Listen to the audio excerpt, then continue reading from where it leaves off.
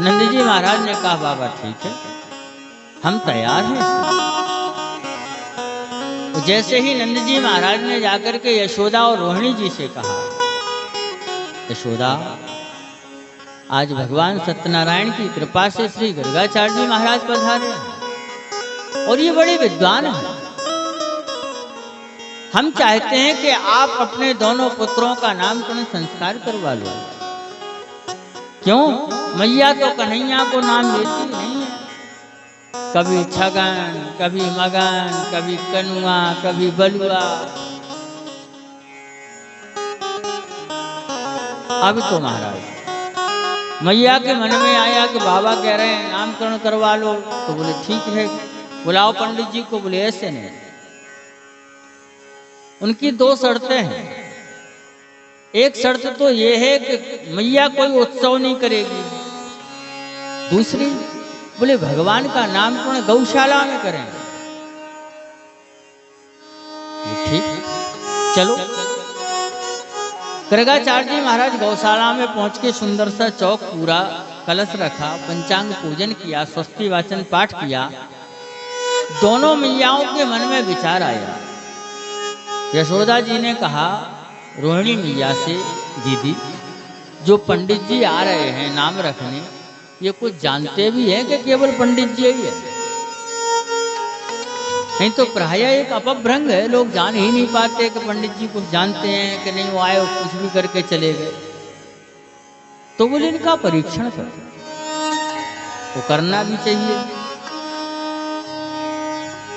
जैसे ही गर्गाचार्य जी महाराज बैठे, बोले परीक्षण कैसे हो? बोले बालक बदल गए।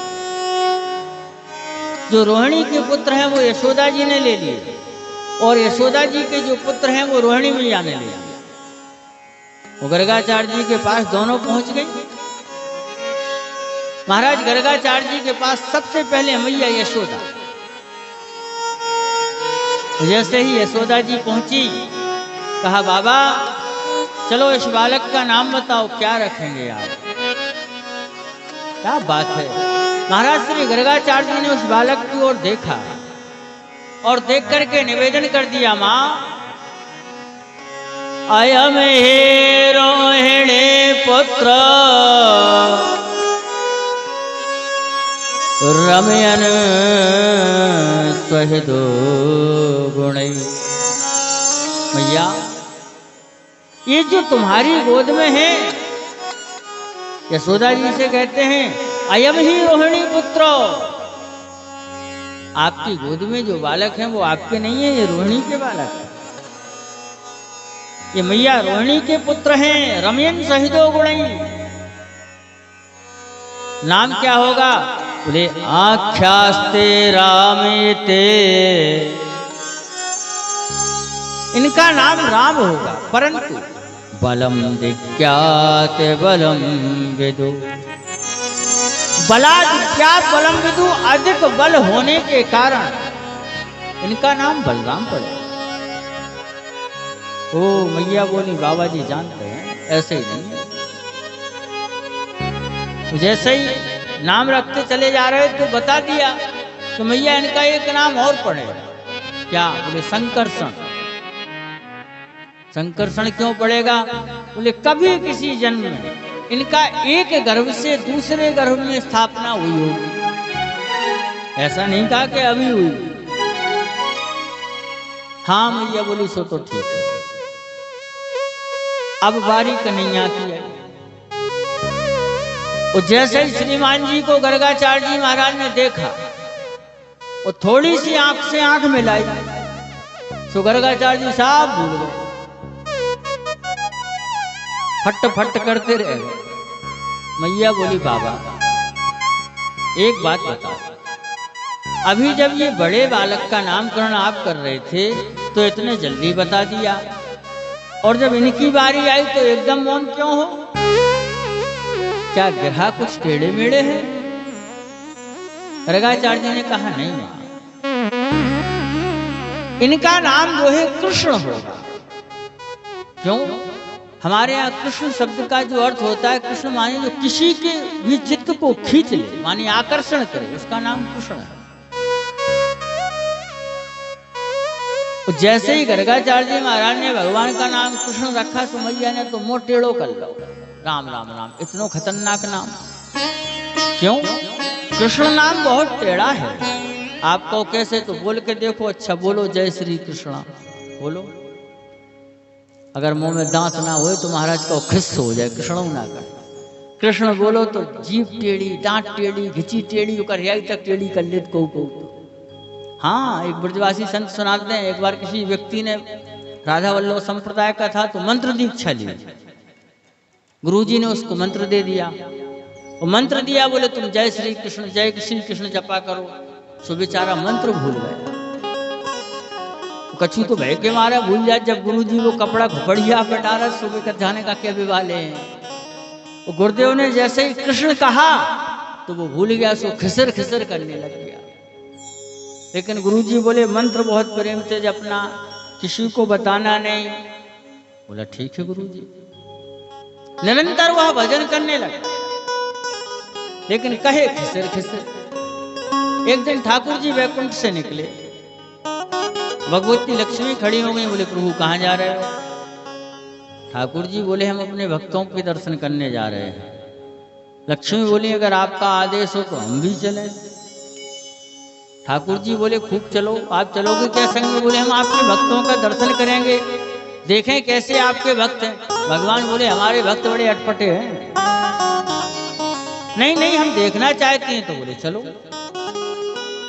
जैसे ही भगवती लक्ष्मी चली तो देखा महाराज, तो लक्ष्मी जी ने कह दिया प्रभु कोई ऐसा भक्त ही नहीं दिख रहा आपका जो बढ़िया समाधि लगाए हो, आसन लगाए हो, भजन कर रहा हो।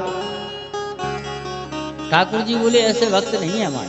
तो बोले तुम्हें ये खेत में जो किसान दिख रहा है, हल चला रहा है, ये हमारा भक्त है, वो भजन करता है। पता कैसे चले? बोले चले जाओ पूछो किसका भजन करता है। भगवती लक्ष्मी ने एक वेश बनाया, वो भेष बदल के उस किसान के पास पहुंच गई। वो हल चला रहा है। जैसे ही किसान खेत की मेड़ पे आया तो लक्ष्मी ने कहा भैया राम राम। बोला राम राम। बोले हम कुछ पूछना चाहते हैं। बोला पूछो। बोले ये बताइए आप किसका नाम स्मरण करते हैं? उसने लक्ष्मी को नीचे से ऊपर तक देखा। बोली ये कौन आ गई पूछने वाली? हमारे गुरुजी ने कहा था नाम किसी को नहीं बताना, मंत्र किसी को नहीं बताना, और ये मंत्र पूछ रही है। कुछ नहीं बोला, चला गया खेत। लौट के फिर आया, लक्ष्मी जी फिर खड़ी हो गई। बोली भैया बताते क्यों नहीं हो आप किसका नाम स्मरण कर रहे हो? उसने फिर आंख निकाली बड़े क्रोध में। तो मेरे गुरुदेव ने कहा था किसी को नहीं बताना। फिर चला गया। वो जब लौट के आया तो लक्ष्मी सामने ही खड़ी हो। बोली बताते क्यों नहीं हो? तुम किसका नाम स्मरण कर रहे हो? उसको क्रोध आ गया। बोला गुरुजी ने मना किया था किसी को मंत्र नहीं बताना, और ये पूछ रही है। लक्ष्मी जी बोली मैं यहाँ से बिल्कुल नहीं हटूंगी, पहले नाम बताओ किसका भज रहे हो? बोले बताए थे। बोले बताओ। बोले तुम्हारे खसम को भज रहे हो, की को भज रहे हो? ए लक्ष्मी बाबू। बोले प्रभु वो तो हमको भी पहचान गया। ठाकुर जी बोले हमने कही थी कि हमारे भक्त ऐसे ही है, सब विचित्र। मैया ने जैसे ही सुना कृष्ण, बोले अरे राम राम, बहुत टेढ़ो नाम, हम पे नाम। तो बड़े का नाम बलुआ, छोटे का नाम कनुआ। निवेदन भी किया कनुआ कहे कहते रहते मैया, कनुआ कहे कहते रत मैया, कनुआ कहे कहते रत मैया, कनुआ कहे कहते रत मैया, पर में मुदित मन लीत भलैया, परम मुदित मन लेत भलैया, परम मुदित मन लेत भलैया। जैसे ही नामकरण हुआ, मैया ने कहा बाबा प्रसाद पा लो। श्री गर्गाचार्य जी बोले मैं स्वयं पाकी महात्मा हूं, अपने हाथ से प्रसाद बनाता हूं। मैया बोली बाबा कोई चिंता की बात नहीं है, सीधा सामान ले लो, बनाओ। पूरा सामान दे दिया, आटा, दाल, चावल। गर्गाचार्य जी महाराज ने सुंदर सी रसोई बनाई, कच्चा भोजन बनाया, कड़ी भी बना ली, दाल भी, साग भी, रोटी। साधु ब्राह्मण कितना भी भूखा हो, लेकिन वो भोग जरूर लगाएगा भगवान। वो गर्गाचार्य जी महाराज ने सुंदर थाली सामने परोसी, प्रसाद लगाया। तो दियम वस्तु गोविंदो तुभ्यमेव समर्पय। गर्गाचार्य जी महाराज कहते हैं गोविंद आओ भोजन पाओ। वो कन्हैया पलना में पड़े थे, जो धड़ाम से नीचे गिरी, फट वो घुटुआ घुटुआ चले। कहाँ पहुंच गए? गर्गाचार्य जी के थाल के पास। गर्गाचार्य जी आंख बंद किए बैठे। अब श्रीमान जी विचार करें कि थरिया बहुत बड़ी है, अगर यही तरफ बैठ गए तो पूरी ही नहीं, रोटी मिलेगी, सब्जी नहीं मिलेगी। वो सब्जी के पास पहुंचेंगे तो ये खीर नहीं मिलेगी। कहाँ बैठे? तो उस बीच थाली में चावल रखे थे। हाँ बोले जोई गद्दा ठीक है। आराम से बढ़े और थाली में बीच में चावल के ऊपर बैठे। तो एक हाथ से खीर, एक से कड़ी, और पाना शुरू किया। वो गर्गाचार्य जी ने आंख खोली, वो जैसे ही देखा कि कन्हैया बैठे थाली में, चिल्ला पड़े अरे यशोदा। यशोदा जी को लगा कोई बंदर आ गया या बाबा जी को रामरस चाहिए। दौड़ी, देखा तो श्रीमान जी बैठे थरिया में। ओ यशोदा को बुरा लगा कि देखो बालक ने महात्मा की रसोई छूली, बर्बाद कर दी, झूठा कर दिया। तो दौड़ी, कन्हैया का हाथ पकड़ा और एक तरफ टांग लियो। बाबा क्षमा कर दो, आप नहीं जानते हो ये कन्हैया बहुत चबाई है, बहुत उधम है। वो शिकायत करने लगी, बाबा 6 दिन का था ये, मौसी पूतना को मार दियो या कन्हैया ने, बहुत उपद्रव करता है, बहुत परेशान है हम इससे। लेकिन बाबा अब बालक है, ये क्या जाने कि आप पंडित जी हो, वो आपकी रसोई छू ली। चलो खैर कोई बात नहीं, हम यहाँ चौका लगाए देते हैं, ये रसोई हटाए लेते हैं, आप पक्का प्रसाद बनाओ। गर्गाचार्य जी ने कहा चलो। गर्गाचार्य जी महाराज ने तुरंत महाराज पक्का भोजन बनाया, कढ़ाई के घाट निकल गए, पूरी सब्जी बना ली। लेकिन कन्हैया को मैया ने क्या किया? बोले पलने में नहीं लेटाएंगे, घर में बंद कर दिया। गर्गाचार्य जी ने जो थाली तैयार की, प्रसाद नाभ्यासीदंतरिक्षकुं बोले आओ गोविंद प्रसाद पाओ। तो आप लोगों ने देखा होगा पहले के जो घर थे तो फिटिंग के गेट नहीं लगे थे, अब लगने लगे। पहले तो महाराज बेड़ा डरते, बेड़ा किरवार के बिछाए, वो अगर 2 किरवार ऐसे कर दो तो हम जैसे आदमी तो आराम से कट जाए। और कन्हैया ने एक गेट पकड़ो, जैसे ही बुलाया गर्गाचार्य जी ने आओ गोविंद प्रसाद पाओ। तो कन्हैया ने गेट अपनी ओर खींचा, सो जगह हो गई, बीच से निकले। वो जाके गर्गाचार्य जी की थाली में फिर वो गर्गाचार्य जी ने आंख खोली, कन्हैया को देखा और चिल्लाने वाले थे, तब तक भगवान ने मुंह पकड़ लिया। क्या करते हो? पहले तो बुलाते हो कि आओ प्रसाद पाओ, इसके बाद मैया से पिटवाते हो। भगवान ने अपने विराट स्वरूप का दर्शन गर्गाचार्य जी को दिया। और गर्गाचार्य जी ने भगवान का जब दर्शन किया, मैया यशोदा को बुलाया, चरणों में प्रार्थना की, अरे यशोदा तुम धन हो। क्यों? तुमने ऐसा कौन सा पुण्य किया है जिसकी कृपा से ये अखिल कोट ब्रह्मांड नायक परमपिता परमात्मा जो वेदों का सिद्धांत है, वो तुम्हारी मंगलमय आंगन में खेल रहा है। और मैया यशोदा से बोले अब तो मैया वही प्रसाद लाओ जो पहले इसने झूठा किया था, वही पाएंगे। मैया बोली लगता बाबा जी को बुखार चढ़ गया, सुबुद्धि काम नहीं कर रही।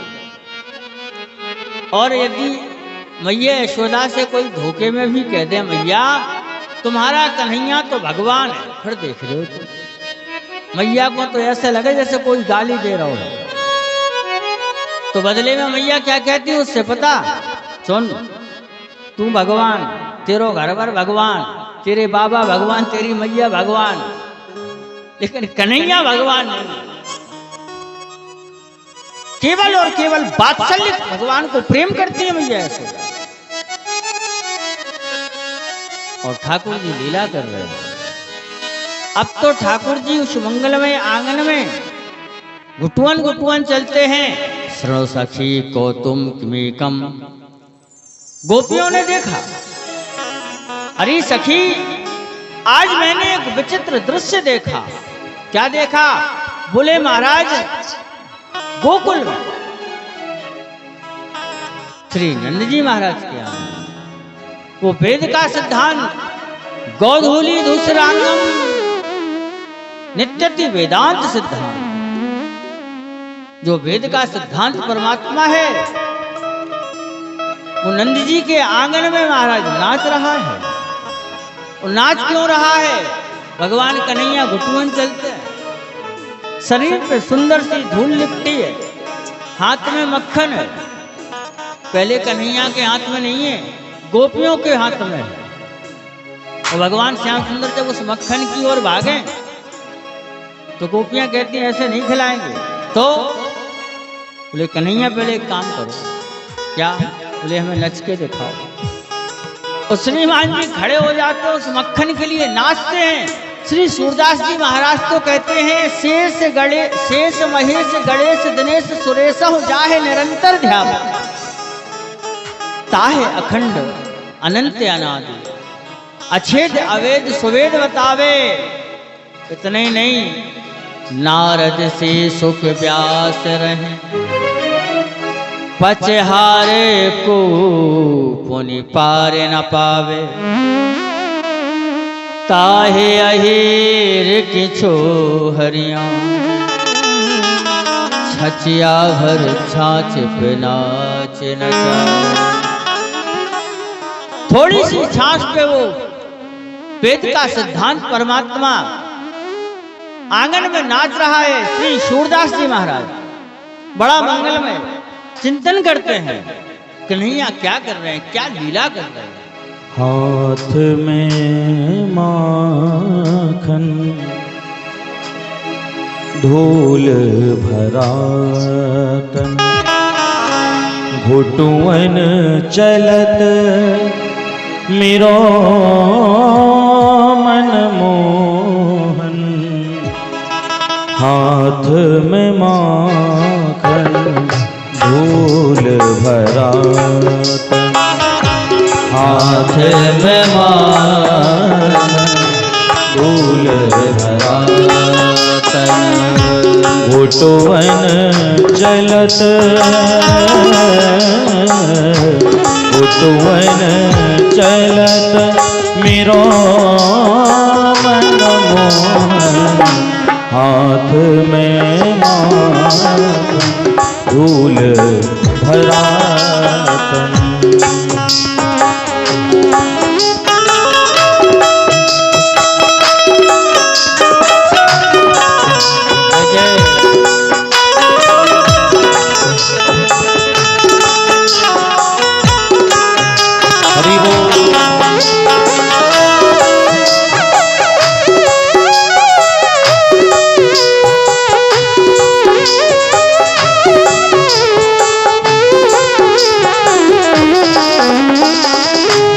नटखट नन्हा बाल गोपाला, नटखट नन्हा बाल गोपाल।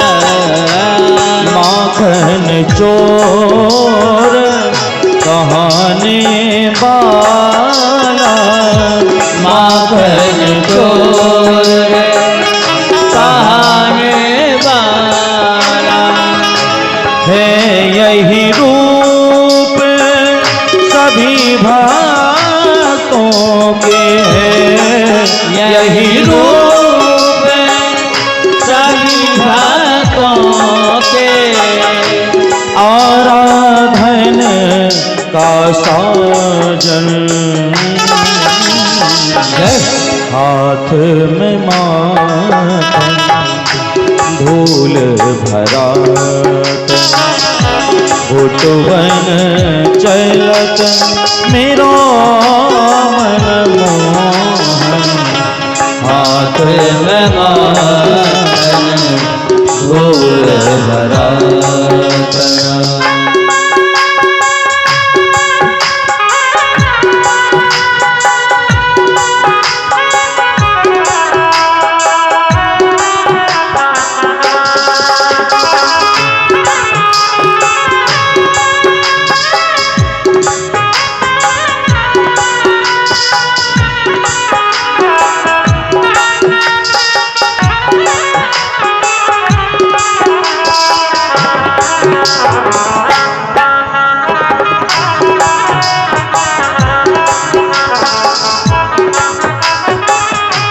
प्रभु ने ऐसा रूप बनाया, प्रभु ने ऐसा रूप बनाया, जिसने डाली सब पर माया, जिसने डाली सब पर माया।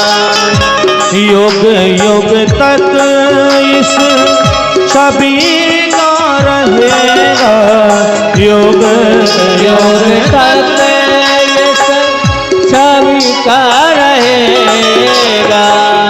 हृदयों पर चित्रांकन, हाथ में मातम धूल भरा, घुटुरन चलत, घुटुरन चलत मेरो मन मोहन, हाथ में मातम धूल भरा, धूल भरा, धूल भरा। गोपियां सुंदर सा चिंतन करती हैं, कहती हैं अरे आज मैंने परम विचित्र दृश्य देखा। वो प्यारे परमात्मा श्री नंद जी महाराज के आंगन में थोड़े से मक्खन के लिए नाचते हैं। गोपियां विचार करने लगी कि हमें कैसे दर्शन। बोले एक काम करो, कोई बहाना जिससे दर्शन हो जाए। भगवान कन्हैया थोड़े से बड़े हुए, जैसे ही बड़े हुए ठाकुर जी घुटवन चलते हैं। एक दिन सवेरे सवेरे भगवान जागे, जैसे ही जागते हैं श्री शुकाचार्य जी कहते परीक्षित, एकदा गृहदासेषु यशोदानंद गीहने,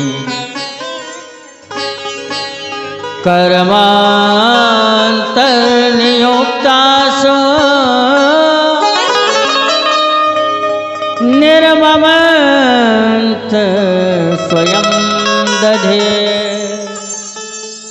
भगवान कन्हैया जैसे ही जागे क्या देख रहे, मैया यशोदा सवेरे सवेरे उठी और सुंदर सा हाथ में मथानी है। भगवान कन्हैया के लिए मक्खन तैयार करते। देखो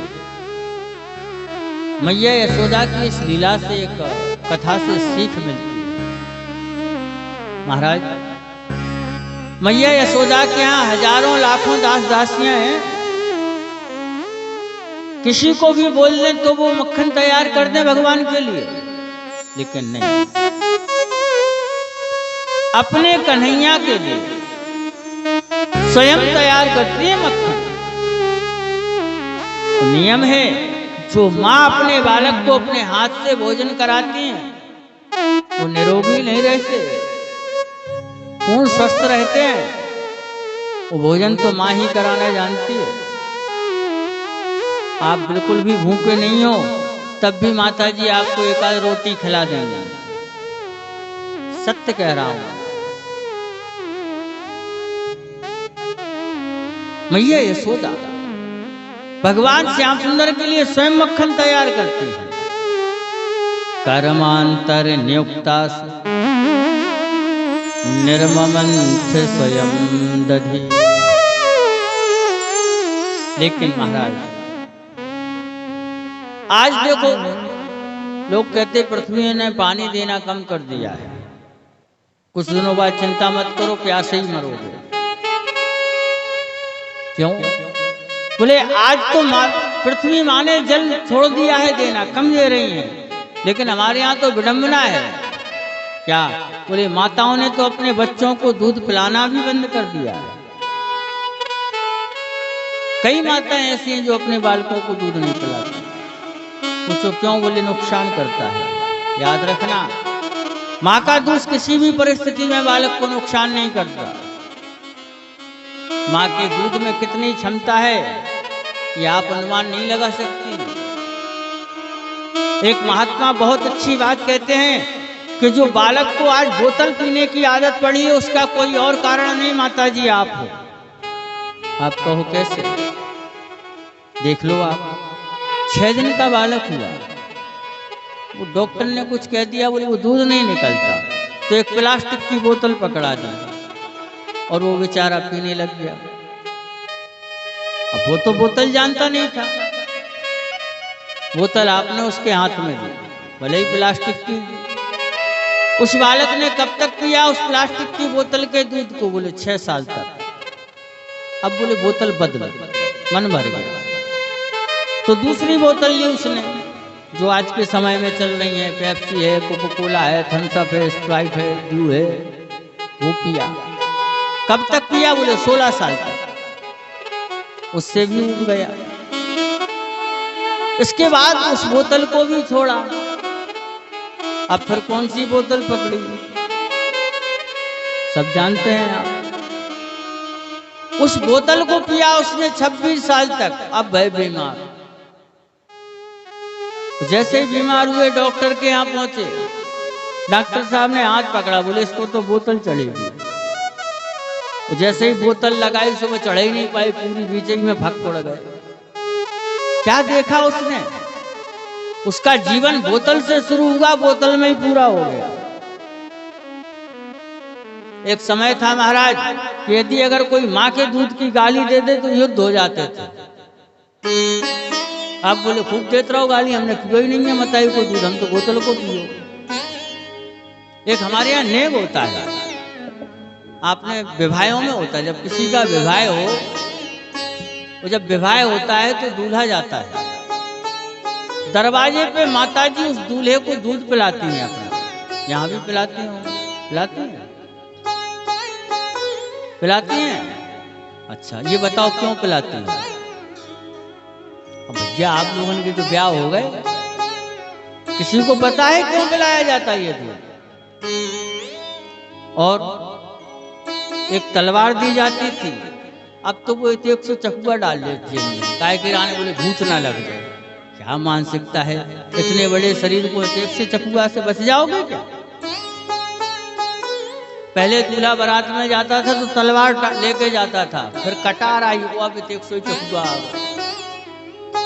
हम कहना ये चाह रहे हैं कि वो माँ दूध क्यों पिलाती थी? नहीं है पता का, बताओ काय को कराओ तो ब्याह हो, जब नहीं है पता है, ऐसे झुटमुट को पिवाती नहीं। जब विवाह किसी का होता है तो माँ अपना दूध पिलाती, कहती है बेटा सुनो, तुम इस वंश के इस कुल की बहू को लेने जा रहे हो, इस माँ के दूध को पी के जाओ और एक तलवार ले जाओ साथ में। अगर कोई राजा चढ़ाई करे, कोई विघ्न आए तो युद्ध करना इस तलवार से। याद रखना, इस दूध को मत लजा देना जो पी के जा रहे हो। इस कुल के खानदान की बहू को लेके आना, और नहीं आ पाओ तो अपनी घिसी काट लियो तलवार से, मोना लेके आ जाइयो। जो दूध, माँ के दूध की क्षमता अगर किसी से पूछनी है तो हनुमान जी महाराज से पूछो। हमारे श्री हनुमंत लाल जी महाराज ने अंजना माँ का दूध पिया है। राम कथा की कथा है, जो राम जी लंका से लौट रहे हैं, पुष्पक विमान में राम जी बैठे, हनुमान जी बैठे। वो किष्किंधा से विमान निकला। जैसे ही विमान निकला तो हनुमान जी महाराज ने राम जी से कहा, प्रभु हम चाहते हैं यदि अगर आपका आदेश हो तो हम अपनी मैया को प्रणाम कर लें। राम जी ने कहा, हनुमान उन माँ को तो प्रणाम हम भी करना चाहेंगे जिन्होंने तुम्हारे जैसे पुत्र को जन्म दिया। विमान रोका गया। जैसे ही विमान रुका तो हनुमान जी, राम जी, लक्ष्मण जी तीनों अंजनी मैया के पास पहुंचे। अंजना को प्रणाम किया। राम और लक्ष्मण को जब अंजना मैया ने देखा तो अपनी गोद में बिठाया। देखा कि ऐसे सुकोमल बालक, ऐसे सुंदर बालक जंगल में कैसे आ गए। हनुमान जी से कहा, हनुमान इनका परिचय। हनुमान जी महाराज ने बड़ा सुंदर परिचय दिया। कहा, मां ये अयोध्या के सम्राट महाराज दशरथ के पुत्र हैं और अपने पिताजी के वचन को पूरा करने के लिए जंगल में आए थे। ठीक है, जंगल में आए थे, परंतु लंका की यात्रा कैसे हो गई? हनुमान जी महाराज पूरी बात बताते हुए चले जा रहे हैं। मां, लंका का जो राजा था जिसका नाम रावण है, उसने इनकी पत्नी भगवती श्री किशोरी का हरण कर लिया। वो जैसे ही हरण की बात अंजना ने सुनी तो अंजना को क्रोध आया। वो हनुमान पे बरस पड़ी। हनुमान, तू मर क्यों नहीं गया? तेरे को शर्म नहीं आई? तेरे होते हुए रावण ने सीता का हरण कर लिया। राम जी ने हाथ जोड़ दिए। कहा, मां क्षमा करो। जिस समय सीता का हरण हुआ उस समय हनुमान जी हमारे साथ नहीं थे। राम जी ने कहा, मां ये तो हनुमान जी महाराज की कृपा से पता चला कि सीता कहाँ है। अंजना ने कहा, फिर क्या हुआ? जैसे ही पूरी बात बताते चले जा रहे थे कि समुद्र का हम बंदरों से मित्रता हुई, समुद्र का पुल बांधा गया, लंका में चढ़ाई की गई, युद्ध हुआ। और राम जी ने कहा, मैया ये जो आपकी गोदी में छोटे वाले कुमार बैठे हैं, इनके ऊपर मेघनाथ ने वीर घातनी का प्रयोग कर दिया। वो जैसे ही वीर घातनी का प्रयोग सुना, लक्ष्मण जी गोद में बैठे थे, अंजना की आंख लाल हो गई और महाराज स्तनों से दूध बहा। जिस पर्वत से दूध निकलता जाए वो पर्वत फटता चला जाए। वो हनुमान से कहा, हनुमान कुलांगार, तूने इस अंजना के दूध को लजा दिया। क्यों? तेरे होते हुए उस मेघनाथ ने इनके ऊपर शक्ति लगा दी। तुम चाहते तो मेघनाथ का पता नहीं चलता कहां चले गए। राम जी ने पुनः हाथ जोड़े। मां क्षमा करो, ये भी कृपा हनुमान की। अगर हनुमान नहीं होता तो लक्ष्मण मर जाता। हनुमान जी महाराज सर नीचा कर दिए, प्रणाम किया। और जो वो दूध निकला, मां अंजना ने राम जी को दिखाया। राम भक्त, तुम्हारे साथ जो हनुमान है उसने कोई बोतल का दूध नहीं पिया, अपनी मां अंजना की छाती के दूध को पिया है। जिस दूध में इतनी क्षमता है कि पर्वत का सीना फाड़ सकता है, तो रावण क्या चीज है? हम निवेदन कर रहे हैं, दूध। कोई भी मां किसी भी परिस्थिति में कितनी भी बीमार हो, अगर अपने बालक को दूध पिलाती है तो वो बालक जीवन पर्यंत स्वस्थ नहीं रह सकता। जो बालक बचपन से बीमार हो रहे हैं, ये हो रहे वो हो रहे, उसका कोई और कारण नहीं, केवल आप हैं। पिला के देखो आप दूध। एक साधारण से डॉक्टर ने, महाराज आज के समय में डॉक्टर, हमसे पूछो, हमारे गांव की 4 लड़का डॉक्टर, घर में कोई बीमार हो जाए तो भ्राता श्री को फोन लगाओ जाओ, भाई साहब दवाई बता दी, का है बुखार की, वो डॉक्टर है। कहने का अभिप्राय कि डॉक्टर ने अगर थोड़ा कुछ कह दिया आपने मान लिया। आप अपनी बुद्धि से भी तो विचार करो। भैंस का दूध पिला रहे हो, पता नहीं कितने इंजेक्शन लग के भैंस का दूध दे रहे हो। तुम्हारी नजर में गाय का दूध है, आप लोग तो गांव में बैठे इसलिए गाय का पवित्र है। मैंने देखा ऐसी बुंदेलखंड में ये सर्फ एक्सल और वो रिफाइंड और निरमा से दूध बनते हुए। ऐसे दूध से बालक का भला होने वाला नहीं है। अपना दूध पिलाइए।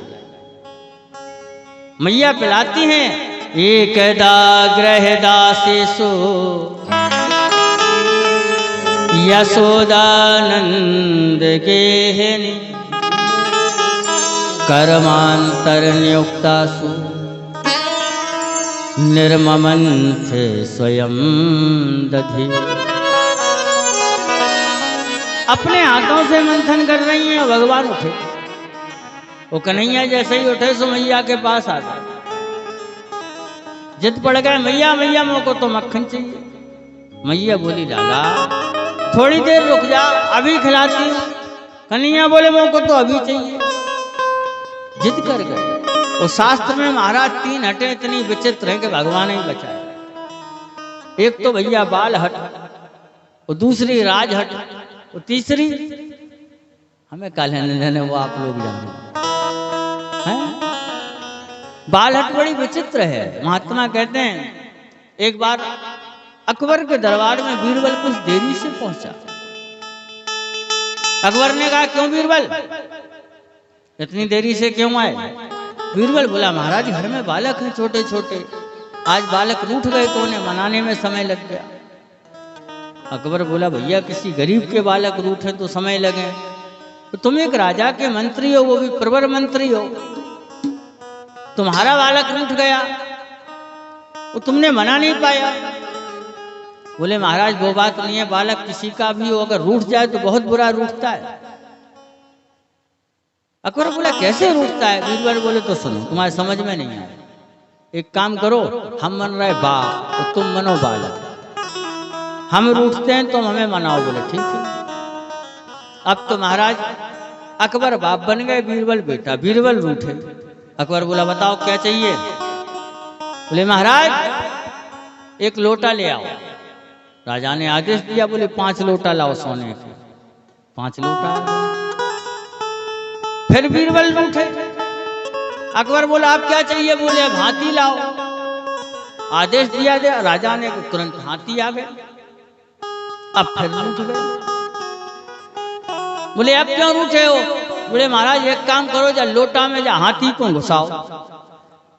बोले तेरा दिमाग खराब है, लोटा में कहीं हाथी जाएगा? तो बोले यही तो बाल हट है, बालक को क्या पता लोटा में हाथी जाएगा कि हाथ, वो तो रूठ जाता है। आज भगवान रूठे, माँ मुझे मक्खन दो। मैया बोली लाला थोड़ी देर रुक जा, अभी देते। तो ठाकुर जी की बड़ी मंगलमय लीला। उसी समय मैया को याद आया कि चूल्हे पे दूध रखा है। मैया भागी दौड़ लगा के दूध देखने चली गई। कन्हैया बोले अच्छा इनको दूध दही बहुत प्रिय है, हम बिल्कुल नहीं। वो ठाकुर जी ने एक लीला की। क्या लीला की? भगवान ने एक मटुकी, एक पत्थर लियो और भगवान ने घुमा के दियो फेंक के, से एक मटुकिया में घलो। उस भांडे के ऊपर बहुत से बर्तन रखे थे, सो धाम से सब नीचे गए चटपट। यहां से दही भागा और मैया भागी। और जैसे ही मैया भागी तो भगवान ने दूध को देखा तो अग्निदेव को इशारा किया। अग्निदेव ऐसे तेज हुए महाराज के दूध बहा, वहां से दूध, यहां से दही, और बीच में श्रीमान जी।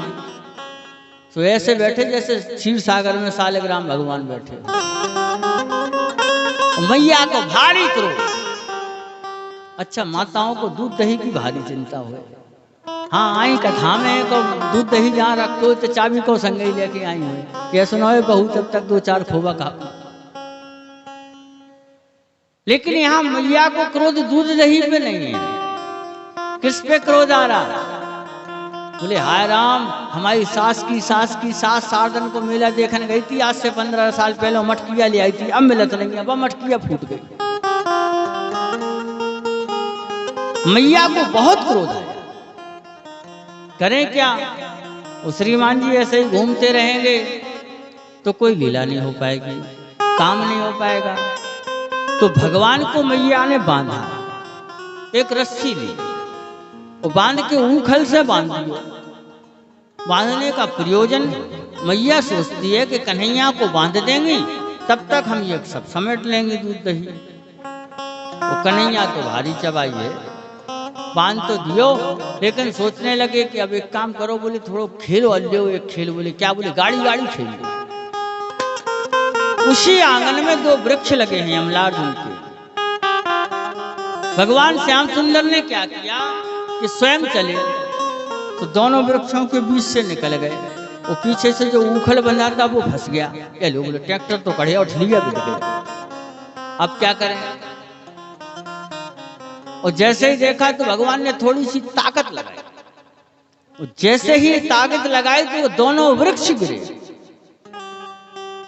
जब वो 2 वृक्ष गिरे तो उन दोनों वृक्षों से सुंदर 2 पुरुष निकले, भगवान को प्रणाम किया।